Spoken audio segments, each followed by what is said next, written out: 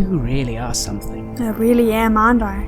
I swing at the head. A almost abyssal appendage tentacle reaches out from the shadows behind the bed, and it grabs your arm. I will throw my railing like a javelin at his chest. One of these tentacles sends it on a bit of a misroute, so instead of piercing his heart, it pierces just underneath. I'm gonna try and stab him with the chair leg. And you hurl that stake right through his heart.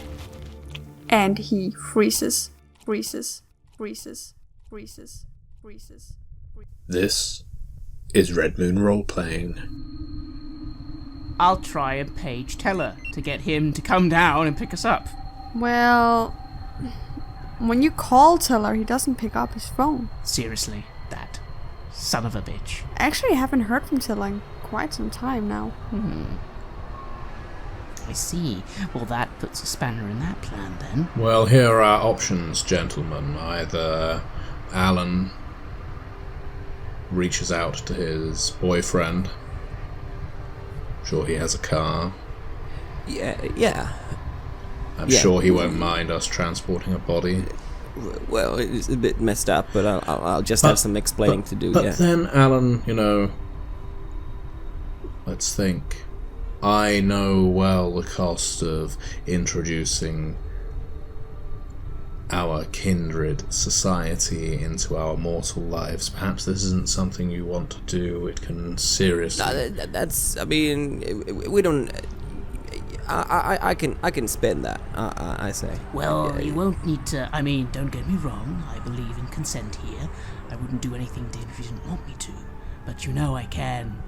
I'm feeling quite chipper. I can totally just rearrange his mind. Of course, you'll still need to sell it to him for a little period of time. No need to do that.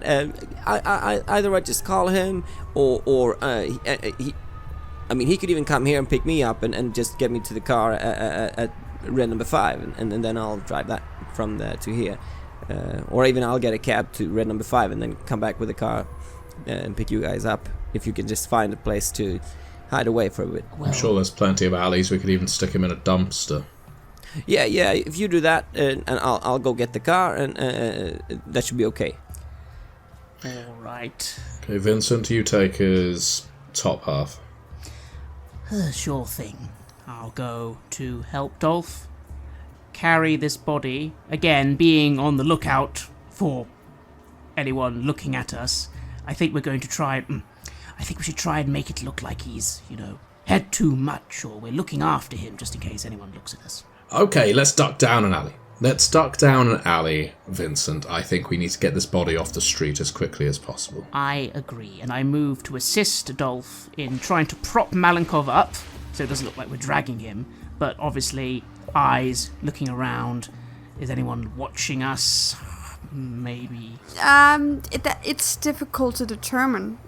Because there's such a panic everywhere. Everyone is running around and trying to flee from the nightclub. People are bumping into you constantly. Some people are looking at you with concern. Well, Vincent, let's stand him up between us then, as you say, rather than carrying him, head to foot. Have you ever seen the movie Weekend at Bernie's, Vincent? Funnily enough, I actually have. Well, that is what we shall do. We shall three-legged race our way with Malinkov between us. He's our friend. He's had a bit too much to drink. And I'm sure no one's eyes will be drawn to the shaft of wood protruding from his sternum. And what I find quite amusing, I do at this point take those sunglasses out of my coat pocket and sort of prop them on Malinkov's head. Right, there we go. That's what they did in the film, right? That's very good, yes.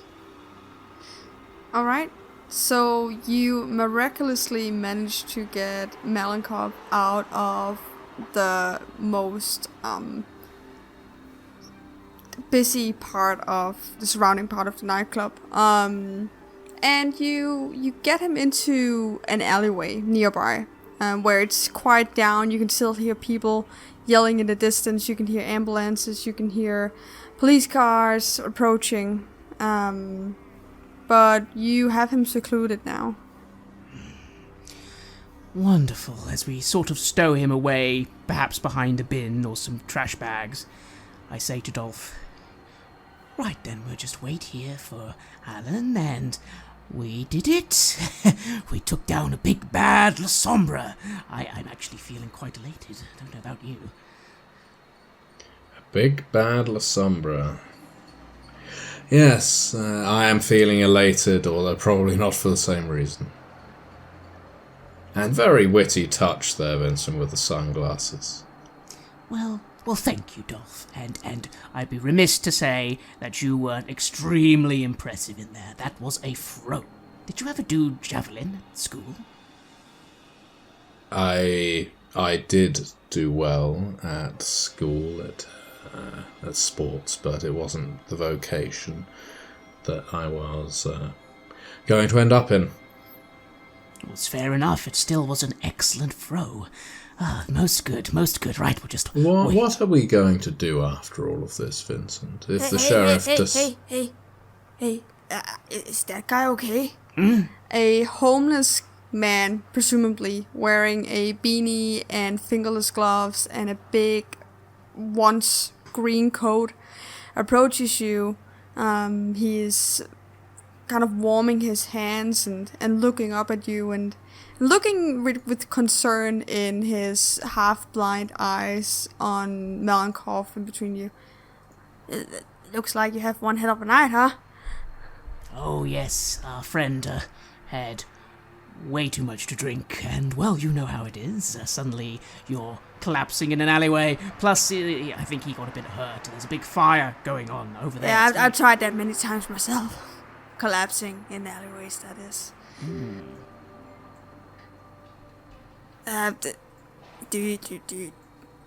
Does he need help? What is that thing from his chest? It's a pacemaker. Why don't you turn around and stick to another alley tonight, friend? We're just waiting for a ride. You guys shouldn't hang around here. This isn't safe. No, it really isn't. You should probably get a taxi or something. Maybe an ambulance. Yes, we are waiting for our car. Thank you for your conversation. In an alleyway? Look, I'm not trying to stick my nose in something that isn't my business. Well, in that case, but turn around and walk the other way. He does have a chair leg sticking out of his chest. It's a stent. He has had a bypass recently. I want you to make a roll here. I want you to make a manipulation substitute roll. I fail. Well, I'm no doctor, but that does look like a chair leg to me. Not a pacemaker. Look, should I have a cell phone. Should I call an ambulance for... I'm gonna call an ambulance for you know guys. What? This is the problem with this city today. I'm gonna drop my half of Malinkov at this point, and I'm gonna advance on the vagrant. Whoa. Hey, I didn't mean any trouble. I just... He seems like he's not doing well. He looks kind of dead. Wait, buddy, I say to Dolph. It's fine. Sir, first of all, funny thing, do you know who I am? Do you recognize me? Oh, Christ. No, man, I don't. Should I? I, at this point, have also dropped Malinkov. You shouldn't leave him on the ground like that, man. You need to sleep raised from the ground because you'll get too cold. Listen, I understand where you're coming from. And here's the thing. I'm going to try and use the forgetful mind on this individual. So that is one rouse check. Yes. Success. No hunger. Nice. Now I roll my manipulation plus dominate versus his intelligence and resolve. Yes.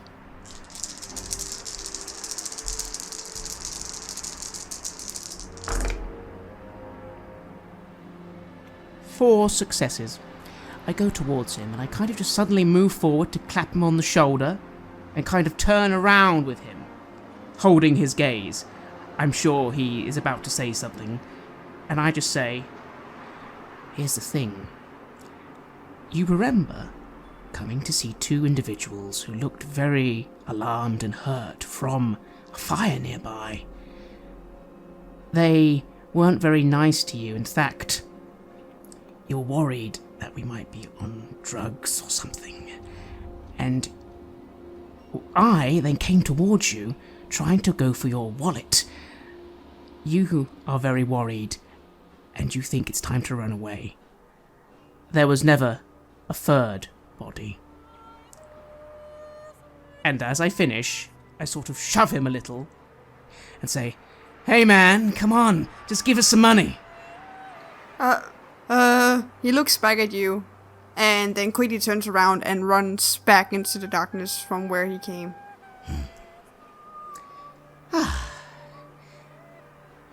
Refreshing, Dolph, when dealing with someone with a mind that isn't a ghoul's mind, I guess. He really seemed to pose you quite the challenge. We'd better check on Malinkov, make sure he isn't getting hypothermia. Malinkov is lying in a very awkward position on the ground since you just dropped him. Oh hell, leave him there. Wait, let's at least cover him with something. Again, I start looking around for bin bags or trash bins, just so someone coming down the alleyway doesn't immediately see a body lying in it. And when that's done... there we go. Now we're just two fellows chilling in an alleyway. What were you saying? What are we going to do when this is all done? Well, my next expectation is that the cops are going to see us and wonder what a very handsome young man is doing with a very skeevy-looking older gentleman. But we'll deal with that when we get to it. I meant, what are we going to do after all of this resolves itself? We'll hand Malinkov over to the sheriff and our duty will be done. Are you expecting to stay in the company of myself and Alan? Well, I suppose I hadn't really thought about that yet. I don't think you want to hang around with me, Dolph. Oh. Alan's useful, though. It's probably true. But I'm sure we will find mutually beneficial reasons to associate with each other occasionally. Just think of all the laughs we can have thinking back to who knows when. But in seriousness, no, I can imagine that I'm not going to be calling you at all regularly. Well, I argue that's only because you have no interest in our society. You've said so yourself, and I, for one, don't mind that. You're entitled to your privacy. Well, I think that's the rub of it. While I may well find reason to engage you in conversation on matters of art, I cannot see myself going to the Succubus Club every weekend just to brown-nose the local primogen. And that's fair enough. I believe in letting individuals get on with what they want to do. It just so happens I like being involved in things, but should you ever change your mind, Dolph, I think you'd be more successful than you think. Or maybe you know you would. You'll be the first person I call when I decide that I need to polish the end of my nose. Alright. Alan, what are you up to? I was looking for a cab to be able to go to Red Number 5 and pick up the company car. I could humorously call it by now. The car that we'd been assigned for our mission. And then drive that back and try to find them. Right, you're lucky enough to have a shared cab into Red Number 5. A couple of other people are in the cab as well. As you can imagine, there are quite a lot of people trying to get away from the premise.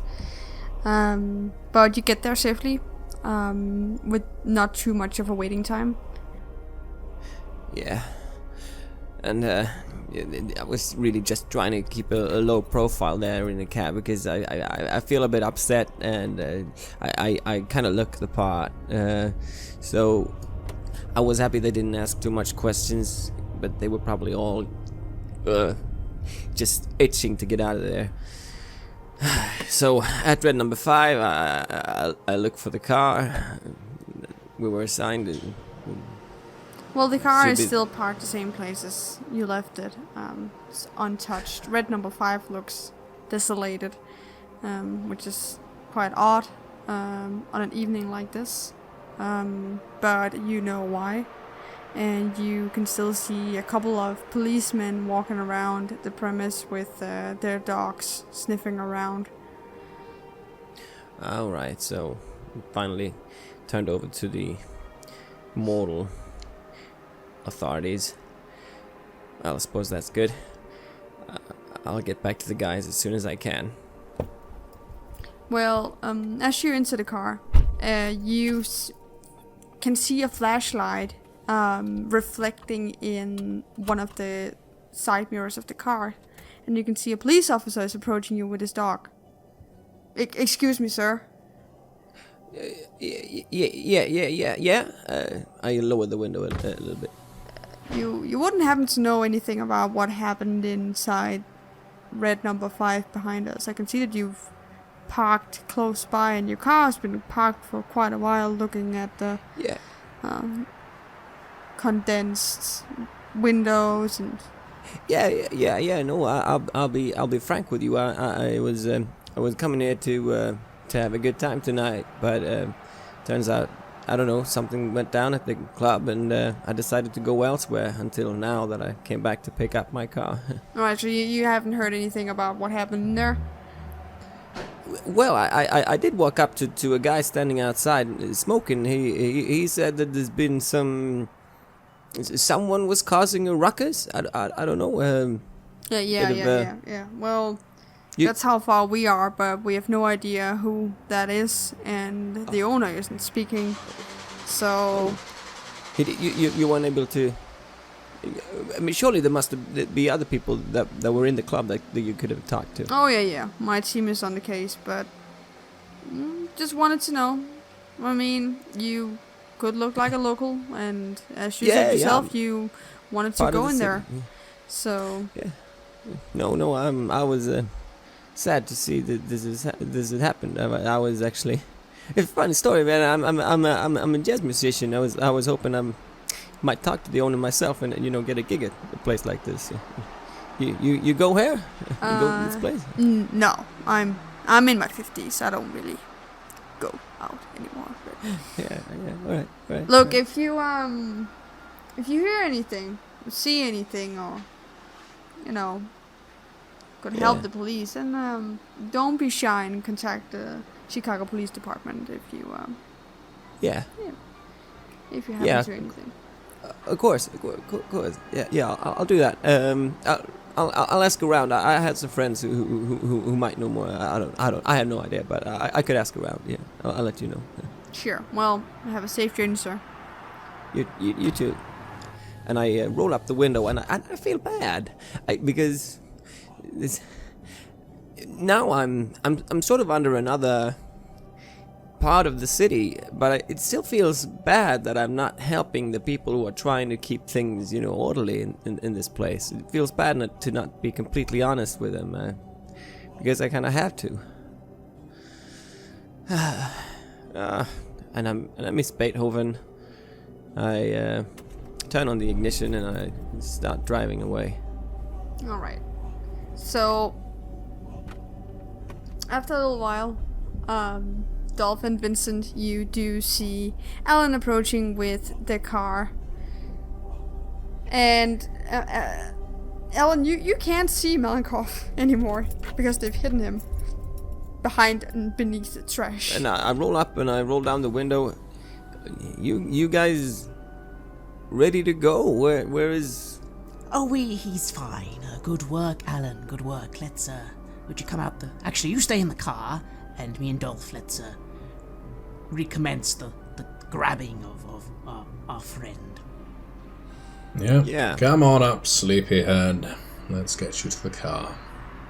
As I see him is sort of pulled out of the under trash, bags and stuff, I sort of ready myself for the smell that's probably gonna enter the car. It's not pleasant, no. And I mumbled to myself, man, if this... if cars could talk, this one would have some stories, eh? And sort of looked down at the ashes still on the floor. Oh yes, sorry, Genghis, I just put my feet in you. Ha ha ha! I actually laugh a little at that, as we very quickly bundle Malinkov into the van. I always slightly looking around in a nervous fashion, like just making sure anyone seeing us putting someone in a van. Not as far as you can see. You managed to get him in pretty quickly. Well, in that case, let's deliver the goods to the king. I stifle a bit of laughter, and I start driving, heading back to Succubus Club. I bring up that police officer was asking me about what happened at Red Number 5. Of course, I didn't say anything, but Good. it just feels weird, guys. It's just because we're this completely different part of society. I mean, we're not even part of society. We have our own society now, but they're still trying to make a living and trying to see things. See everyone part of their society, but we actually aren't. Or are we? Don't worry about it, Alan. That's for the sheriff. The sheriff, his hounds, all those lot. They're going to sort out what the law enforcement do and don't do. We're simply completing our mission and hopefully going to be in good books. This is definitely, Dolph, going to clear you up on some things. After all, you've now done 2 services for the prince. Who cares about a rumor? Yeah, and I suppose we're actually sort of... We're kind of getting the bad guy here, Totally. Yeah. Did you see what he did to those people? Even I thought that was actually quite grotesque. Does that make us vigilantes? Makes us dogs' bodies. Well, I'll be perfectly honest, Dolph, aren't you a little satisfied? I mean, you didn't like this fellow either. I didn't like him at all. I'm satisfied by what we achieved, yes. But I take absolutely no satisfaction in good service to some undead master. No, that's not what I meant, man. I mean, I was referring to, how he messed up many mortals' lives and stuff. Oh, yes. This menace, pointing to Malinkov, deserves to be taken off the streets and sent back to wherever it is he came from in Siberia. Ideally, with this chair leg still in him, let the ice take him, for all I care. As long as he's not in Chicago. And I put on a jazz station on the radio, and I start digging, and I just sort of say to myself, yeah, vigilantes, man, vigilantes.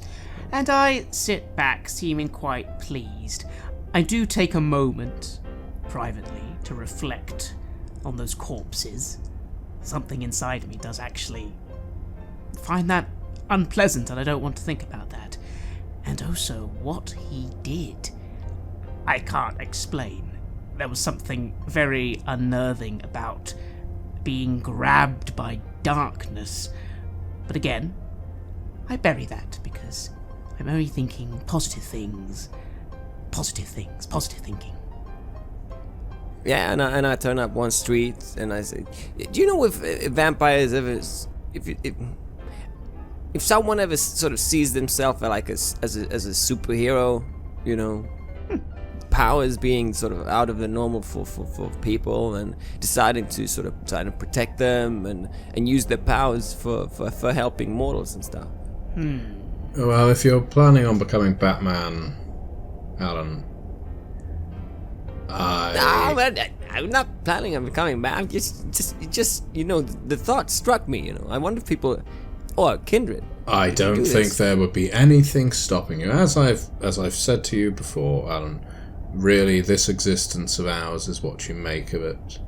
The only advice I have for you is to try not to get bogged down by all the politicking of people like us who have far too much time on their hands and too few interests.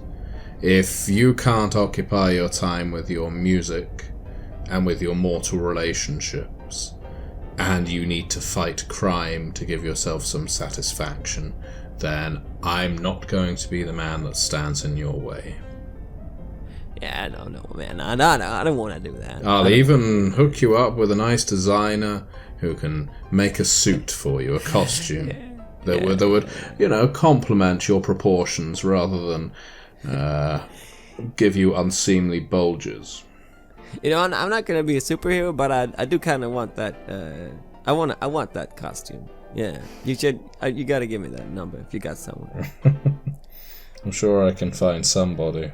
I'm sure Dolph's fashion sense on that one would actually be quite fitting. All I'd say, Alan, is just make sure you go through the proper channels, because there's a difference between being a vigilante and just going around doing what you want. Remember, there are laws.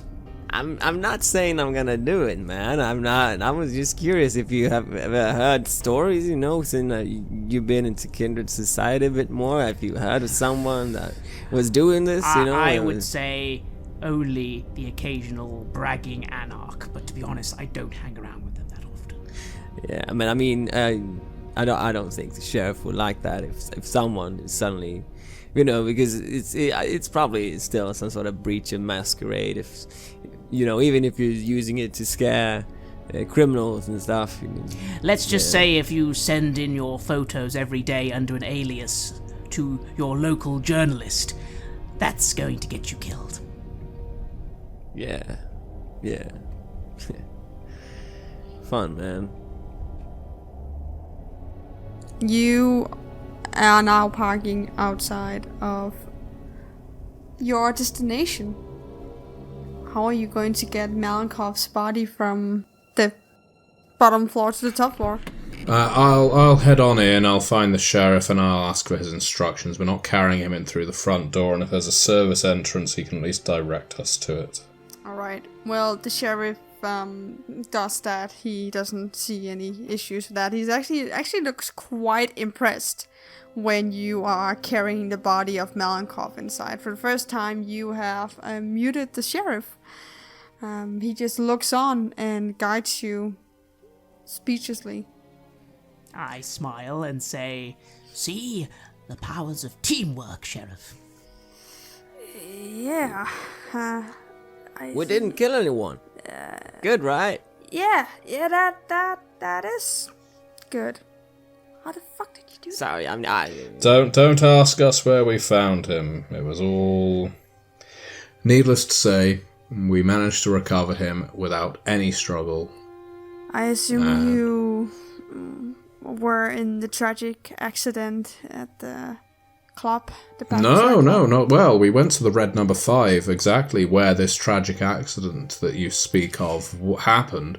But after that, it was just a case of following the breadcrumbs, and we found him about to attack someone in the street and disabled him there. Well, that's funny since all of you smell of smoke. Well, as you say, we were in the Red Number 5 because that's where the trail started. There's no smoke in Red Number 5. There's a lot of smokers in the Red Number 5. It is awful. I know the difference between cigarette smoke and explosive fire smoke. I not the really sheriff don't know. I'm not a joke. No, I know how to track How things. was your saxophone solo earlier tonight? I sort of just it tens up a little bit as Dolph suddenly starts spinning his story here. I wasn't prepared for that, and I sort of look the other way as they're talking. Get him inside. We can do that. Again, I also am silent, wondering, is it better to tell some truth, or maybe for once I should just let Dolph handle the talking. He is actually a bit better at it than I am. Well, he guides you inside, and he guides you up to where Elysium was held earlier that night. Most of the clans have returned home, as it's quite late. But the prince is sitting on the stage, looking at you as you enter. He is crossing his arms and looking tired, yet there's a bit of satisfaction in his face. My prince, presenting the second delegate who so rudely declined your invitation, Mr. Malinkov. Did you do this? Yeah, we did it, yeah. Bravo. I'm impressed. Yeah, well, we tried to be diplomatic, but he was pretty soon... No. Don't try to be diplomatic with Malinkov. You don't even have to tell me that you tried to be diplomatic. I know you didn't. Because you can't. Not with him. You know him personally? A man my age know when people like Malinkov exist in our world because he doesn't go unnoticed.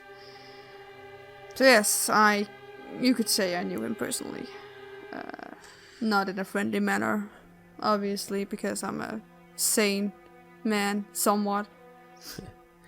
Yeah. Please hand Malinkov over to the sheriff. He will take care of the body, essentially. Alright. Since you apparently did his job for him. He looks over at the sheriff, who seems to shrink a bit in size, and begrudgingly takes Malinkov off of you and lifts him up without any difficulty, and carries him out of the room. So you are now alone with the prince. I realize that I haven't thanked you for your service. You've done the city a great honor. You've done me a great honor. Trust me, you will not go unpaid for this. As you can imagine, it's quite busy at the moment since the dear La Sombra delegate that is currently, well, not staked, made her announcement. So I've arranged that we could have a meeting with her. You as the middleman, essentially, for this entire operation that became much bigger than I could ever have thought. Me as, well, the prince. And her. I want to know why La Sombra wants to join us after so many decades. And you've been an essential part of this, so I want you to be a part of the meeting. I hope that is okay. I believe that I've taken a lot of your time, but I promise that this will only take 1 hour. I would be honored, my prince. I'm not 100% sure I can offer much insight, but maybe a little, and I'm honored at your invitation, so of course, certainly. I'll nod as well, and I say, yeah, we spent some time with Miss Sierra, and I find her quite agreeable to be around. She's quite sensible, in fact, so it would be interesting to take part. And Dolph? Certainly, why not? I imagine it's quite late at night at this point. I check my watch. Yeah, it is around 1 a.m. Yes, it is. Well, I'm not going to be making any trips to the hospital, so yes, sure. Dolph, if you need to leave, I know this situation with your girlfriend. I would appreciate it, Prince. All due respect to you and your title. Please don't mention. I'll sit in and offer whatever advice I can. This will only take very shortly. He points you to the direction of his office, which is on the other side of the room. And his secretary is standing in the doorway and pointing you into the direction of a couple of chairs in front of a big mahogany desk. In the room sits Sierra. Ah, Miss Sierra, have you been enjoying your evening with the prince? Yeah, it's been an interesting introduction to the city. It's good to see you again. It's good to see you too. We picked up your brother in clan, or whatever you would call it. Oh, Malinkov? Where was he? Well, he'd been making a mess at bars. Oh, for fuck's sake. Yeah. I'm so sorry on behalf of my clan, I suppose. Since I'm the only delegate now that can speak. Yeah, it's probably better that way. Yeah. Yes, he was a little bit on the old murder spree. We had to stop him. Yeah. Okay. I do have a question, Sierra, and we may have asked it, but it's almost worth asking again, given recent events. If you don't mind my asking you a question. No, of course not, Dolph. If your clan... I don't honestly know how your clan works. If your clan is trying to put its best foot forward with the Camarilla and say, we want to join you, why would you send a stick of dynamite like Malinkov to an upstanding domain like this one? What is the diplomatic benefit of sending something like that into a civilized city? Well, Malinkov is pretty much our expert in everything that is war and war related, and as you know, as I'm sure you know, these last couple of years have not been without that. So what our clan thought was having someone who's been in several of, you know, wars throughout the ages join me, and add to my knowledge of politics would be beneficial. Well, I can see the choice in the social matter and environmental, if you like, matter maybe wasn't the brightest, but it's something we'll learn from. Well, you better learn quickly. Yeah, I don't know. I can only apologize. It wasn't my choice, it was my clan's choice. And we thought him having his schools by his side would provide him with food and entertainment enough for him not to run amok, but apparently not. Does he have some kind of military title then? Like, is it some kind of, is it like General Malinkov or something like that? When you, because you're talking about if you ask him, yeah. But no, I don't think so. He's been in quite a few wars, both on, you know, a mortal perspective and a kindred perspective, and he's had one hell of a life. And there's a reason why he is the way he is. Honestly, he grew up in Siberia and lost his parents and almost died in, you know, the frozen snow in Siberia, and he's been through quite a bit. So yeah. Well, that and the whole Sabbat thing. I mean, that's the last thing he said before we staked him. This is what you get when you invite Sabbat to town. And I'll be honest with you, Sierra, I don't know much, but what I have heard, the whole, pardon me, going around murdering everyone for fun, that seems to be his modus operandi, so maybe it's for the best that he's been taken out of commission for the moment. Prince Jackson intervenes. I agree with you, Vincent, because this is not a good example to set. You want to become a part of my city. You want to become a part of the Camarilla and follow the traditions that we've used so many years on perfecting and creating so our society can function both within ourselves but also within a world that sees us as monsters. And here you are, representing La Sombra, a clan that has been seen as a clan of monsters and psychopaths, and you're doing exactly what we feared.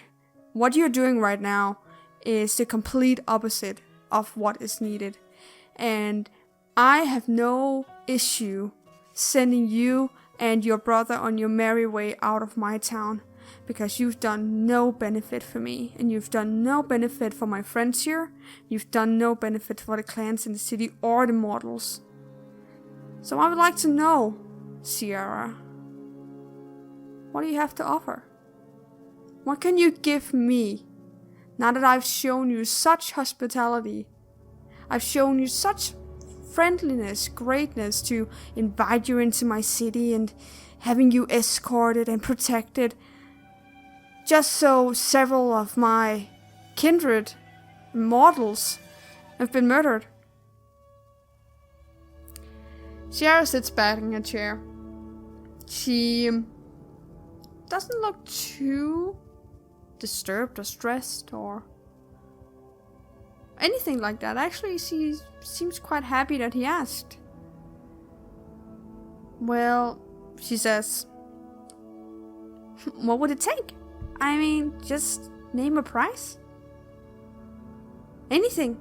Honestly, we will do anything. Anything. To join the Camarilla. Well, I mean, we might have to offer something more interesting, Miss Sierra. I mean, it's the Camarilla. We have the money. We own most things. No. Prince Jackson intervenes again. No, I don't want money. How about you just deliver all of your Sabbath elders with stakes through their hearts on my doorstep? How about that? Sierra looks a bit surprised. Takes breath. Then she shrugs and says, it'll be done. I will arrange for an obligation on all the Sombra who want recognition and peaceful passage through your city. They must each deliver a vampire older than themselves in the place of your choosing. So whatever fate you deem appropriate is the deal, for sure. Now Prince Jackson, for the first time, seems in a bit of a shock. He obviously mentioned that deal as a joke, but it seems like Sierra has actually taken that into consideration and agreed. She has agreed that she will deliver, her and her clan will deliver every single La Sombra elder to the doorstep of the Camarilla to be staked. I guess some of them would want to be part of the Camarilla, but maybe not all of them. So why? What are you gonna do with them, Jackson? Maybe some of them actually want to be part of this joining movement. No, they don't. We have a prime example in Malinkov. You see, you can't teach an old dog new tricks. And that especially applies to vampires who are stuck in their way. I'm not gonna risk any Sabbath elder to come in and do what Malinkov has just done to my city with promises of them joining the Camarilla. There's no fucking way. I will have every single La Sombra elder destroyed. And then, yeah, I'll consider it. Actually, if that happens, I can safely say that it will be done. You will become a part of the Camarilla. Clan La Sombra will become a part of us, because then we have younger vampires who are more malleable. We can shape and form into whatever we want. And that's what we want, because that's what's needed. We need to cleanse you. I kind of pause for a moment, because I don't want to offend the prince, so I kind of phrase this as polite as I can, although I'm never very good at being polite. Out of interest, my prince, you can... I know you're powerful, of course, but how will this affect other cities? Like, do you know the princes of other cities? Can you make this happen in America? I'll make it happen. Don't worry. I'm sure that this generous offer, which is Yeah, it is quite generous. We'll go through, because I don't think there is any Camarilla prince that can resist having every single head of the Sombra Elder chopped off, or every single heart staked. I mean, How many are we talking about? Sierra shakes her head. I don't know. I mean, we are all over the world, but we'll see it done. I mean, it'll take some time for sure, but yeah, we'll see it done. Wow. It's like the taming of the Wild West sort of thing. Creating new society, getting rid of the old. Those who are not part of society can adjust. I sort of fade out in my musings. I mean, the only thing I would bring to the table, Sierra, is obviously they're your elders, but what else? Obviously, from what I've been led to believe, the whole, war stuff has been going on for hundreds and hundreds of years. What are you going to do in a shorter time period that actually gets all your elders? Well, a nice stab in the back, I would assume, Vincent. At least in the short term, these elders aren't going to expect it, are they? Well, it seems like, if there were enough of enough Sabbat wanting to join, then they will over. That's my idea, at least. I mean, we'll see. Well, I'll see it done. It's not it's gonna be a bit of a hassle, but Bit of a hassle. All I can assume, Sierra, is you have a far more powerful sponsor than we, I think, initially assumed. I To be do. able to pull this kind of thing off. I do. Well, in that case, I am very hopeful that you found our stewardship of you to your satisfaction. Well, I did. You've been wonderful, all of you. And Prince Jackson, if you want, a staked elder to be a entry ticket to the Camarilla, I'm sure that my friends over here wouldn't mind if I used Malinkov as my entry ticket. Well, that sounds reasonable to me. I do have one final question, though, just one final one, because I don't know too much about this. I'm interested. So you, of course, are the La Sombra clan, and they want to join, but do you know anything about what about all the other rebels who go to the Sabbat, and what about, isn't there other clans? Are they going to join as well? Oh, a few. I don't think they'll be joining anytime soon. Maybe some of them. I don't know. The Sabbat is quite a unstable place at the moment, which is also why we want to switch over to something that is a little more safe. Essentially, we all want to live, or whatever we call it, don't we? Of course. Well, what do you say, Prince? Yes, sir. Malinkov, yes, he is older than you, and he is a bastard. He'd be a good first offering. Well, right? Before I can accept anything as a prince, I need to take this up on a vote. This is a democratic city. We will follow the rules we've always followed, and I will issue a vote tomorrow night. I expect all of you to go home and have a very deep and long think about what you're going to vote tomorrow. Talk to your clans, talk to your sires, talk to people who know more about the society than you do. And I'll see you tomorrow. Sure thing, my prince. Thank you once again for the opportunity. Yes, thank you. We'll be there. You're welcome, and let me repeat, you will be paid for this in a way that you will find attractive. I'm sure some of you do not need money. I have other methods of payment. Yeah. All right. Yeah. I say, and I stand up and I look a bit thoughtful. Then I say, about my sire, I don't know if you know about my situation, but I do. It's quite tragic. Yeah. Well, being an Osrado, that is, in some ways.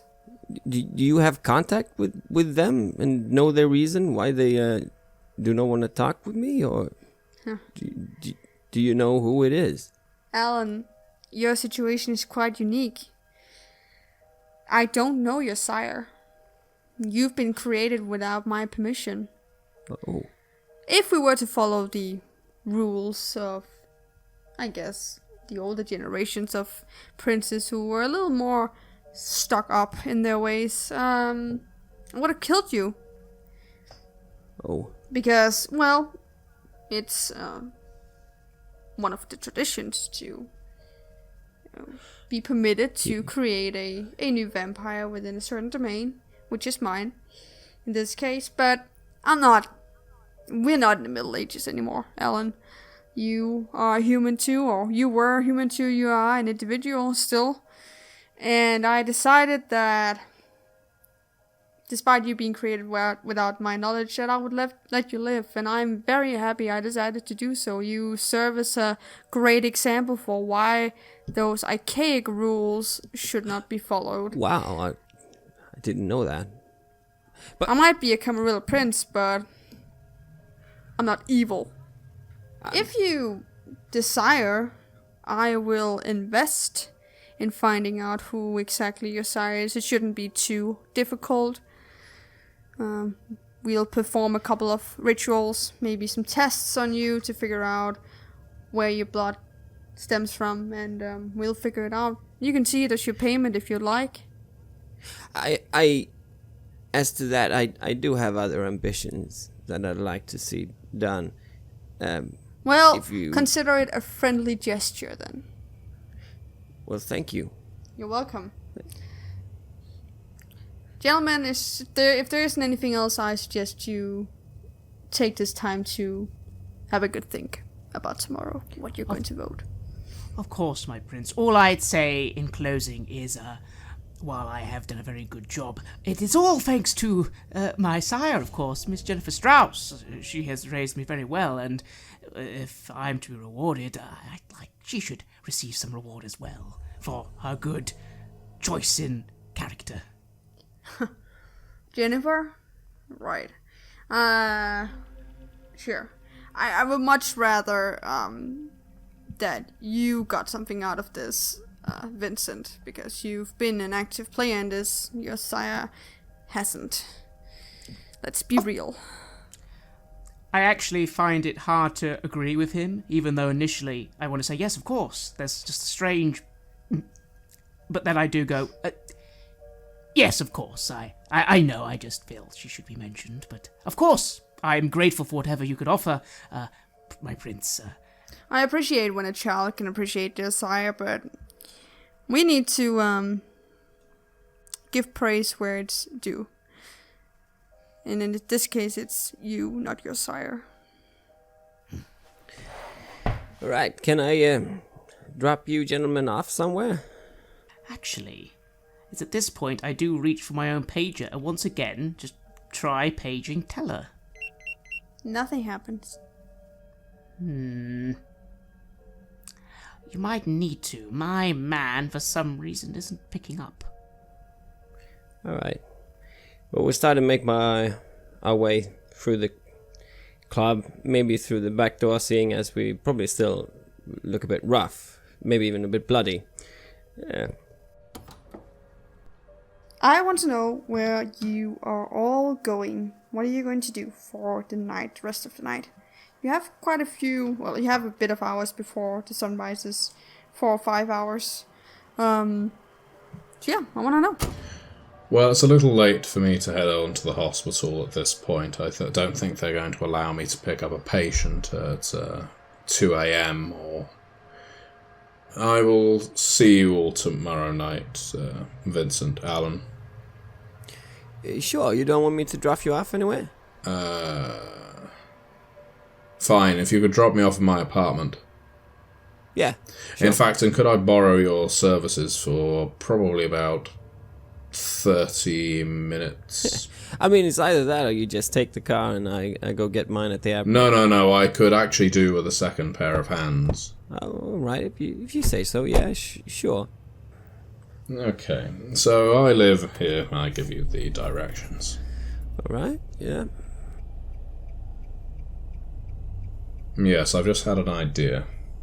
Oh, You okay, Alan? You look a little troubled, I say, as we're driving along. Yeah, I'm fine. I was just shocked, you know. And when you said you were gonna create a diversion, Oh, that thing. I didn't assume. Well, I'm guessing you actually set fire to the place. What did I you started do? a small fire. I had no idea it would spread so quickly. Right. Oh, right. So, yeah, I mean, I suppose that small fire would have been enough of a distraction. Exactly. All I really wanted was for the smoke alarms to go off, and I was hoping that I would be able to find a fire alarm button, but I couldn't, so I realized I had to start a fire. Yeah. Well, I mean, worked wonders, I guess. But I'm sure nobody was seriously hurt. Everyone seemed to get out. I don't know if I ever felt that afraid in my life. Something came over me. I had to get away, and it's just really, I didn't know I was that afraid of fire. You know, it's interesting you should say that, because I have always, since becoming what we are now, obviously been increasingly terrified of bright light and fire, but tonight it just felt fine. Clearly, it was the right thing to do. Yeah, I noticed both you and Vincent were somewhat more composed, so I figured it was just me, perhaps. Something I didn't know about myself, that I was actually I had some kind of phobia. Maybe so. Here we are, this is my place. Oh, right, yep. You can use the underground parking. Sure. Down here. It's okay, you don't need to pay for a ticket. I can scan us in. Dolph, when you enter the apartment, could you just give a brief description of the layout? And just a brief description of how the apartment is. How is it designed? It's a split-level apartment. Everything is very much on the cutting edge. It looks like almost a show home, in the sense that it's all Bang & Olufsen. It's all very Nordic. It's all very flat surfaces, sleek, and lacking in personality, except for a few splashes of colour, which are very elegantly chosen. And to anyone that knows Dolph and Ada particularly well, they will know that those are Ada's choices. It isn't that Dolph lacks in imagination or preferences, it's just that he very much wants to meet a certain aesthetic appeal with the place he lives in, and the best way to do that is to keep it clean. Keep it clean, keep it sleek, means it's permanently modern.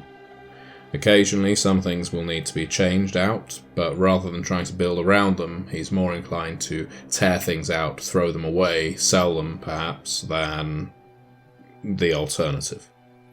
So there's lots of clean, white, crisp surfaces around. It does look like a cleaner has been here within the last 6 hours or so. There's a strong smell of polish in the air. Don't worry about your shoes, you can keep them on. I know that's probably something of a surprise. Yeah, I mean... Alan, how do you feel when you see this place? You've never been in a home that is so... almost cold, almost like lacking... It almost looks like no one lives here, because it's so clean and so... like in a magazine. How does that make you feel? To me, I mean, obviously, I've seen these kind of homes in catalogs and stuff. It's like he describes it as show home style. So to me, it feels like I'm wondering to myself if he actually lives here. I can see the look on your face, Alan. Yeah, I was just... Come with me, let me show you into this room. You live like this? Let me show you another room. Alright. Actually feeling quite proud right now. It's rare that I get to show anyone other than Ada around this place. We never host parties here. I point him around some of the other parts of the apartment. So, master bedrooms through there. We have a guest bedroom round there, although obviously not many people stay. We have, of course, a main bathroom. There's an ensuite off the master. There's a working room. I know this is all one level of this apartment complex, if that wasn't clear to you, that while we are walking into the main area, this took many years' work to be able to afford. But, yeah, it's incredibly slick. And, Alan, I wasn't given anything. Neither Ada nor myself. We weren't born into this. Oh, I was certainly born into this lifestyle, but I wasn't born with money in my hand. I had to work every single night. I wasn't allowed to do homework until after the photo shoots. Are you gonna guilt me for my rich parents now? No, not at all. My point is, I suppose I have a certain apprehension bringing someone here that they'll look at this place and think, look at this rich, stylish, handsome bastard and everything he has access to. And I can tell you that I have had to claw my fingers bloody to get everything here, but through this door is my, I suppose, pride and joy. Oh. And I open it up. No, I mean, I get it, man. You know, it is amazing. You want to tell me that this is not what you grew up with, basically? Yeah. No, very much not. After you. All right. What's in here? I show him a small room. It's festooned with magazine covers, with a few outfits on racks, with memorabilia, almost like a trophy room, except it isn't all just Dolph's face all over the place. That would be creepy. It's Dolph and Ada. It's a room, almost a tribute, a shrine to both of them. And while it's certainly not normal, it is very much equal in what it celebrates. We started in opposite corners of this room when we got this place together, and I said I wanted her to put her first cover shoot in the bottom corner over there, and I would do my first cover shoot in the bottom corner on the other side. And we would fill this room up with memories of how we followed these parallel trajectories, almost like we were working to cross at some point. And you can see just there, almost dead in the center of that wall, where we first appear in the same, just some random fashion magazine, and then a few seasons later we're actually on the same shooting location, and there's some personal photos there as well. It's very important to me, Alan, that you and Ada and people I care about see that there is something important to my life. Not being a blood-drinking monster, but my life. I have not had an easy life, Alan, and I detest the way it's going. So If I could, I would spend every single night that I wake up just sat in this room, looking at the way everything seems so simple when it's trying to catch the right shade on your face whilst trying to do a ridiculous photo shoot in a forest. Yeah. Now, I'm not doing those photo shoots anymore, Alan, because I can't stand in a forest when there's shade. Yeah. Can bring out some daylights. Oh, it's not the same, but thank you. I know. Yeah. I'm sorry. Anyway, Alan, I have to ask you something. Let me just say this is wonderful, man. I feel genuinely moved with what you created here. It's very nice, very nice to see this homage to the two of you, and I do see it in your face every time you talk about her, and it's lovely that she is so important to you. That you got plenty of time still. Don't worry. You just. No need to lock yourself up or think about locking yourself up in this room. You got a lot to still enjoy together. Well, that really is a beautiful thing to say, Alan. I really very much do appreciate it, and there's a couple of favours I have to ask of you just for tonight.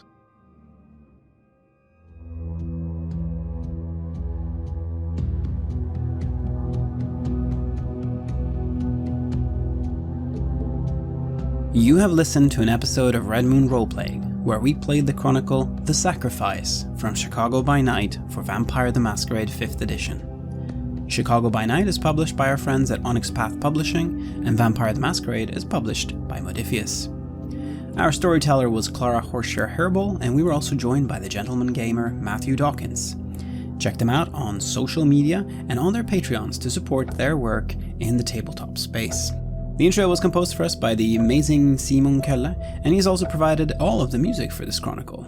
Check out his work over on simonkolle.com. Sound effects are created by the fine folks at freesound.org and Syrinscape. We would like to give massive thanks to our champions of the Red Moon, Martin Heuschober, Nastasia Raulerson, and David, for their generous support. And we would of course like to thank all of our other patrons. Without your support, the show would not be possible. If you want to support our work, please check us out on Patreon. You can get access to bonus campaigns for Cult of Divinity Lost and Coriolis there, as well as get early and raw access to all of our recordings. You can also hear your name read on the show as a champion of the Red Moon, as well as play Cult with Yelmer and Craig. Most importantly, that support is what keeps the show going, so do check us out there. Thank you so much for listening, and see you soon again.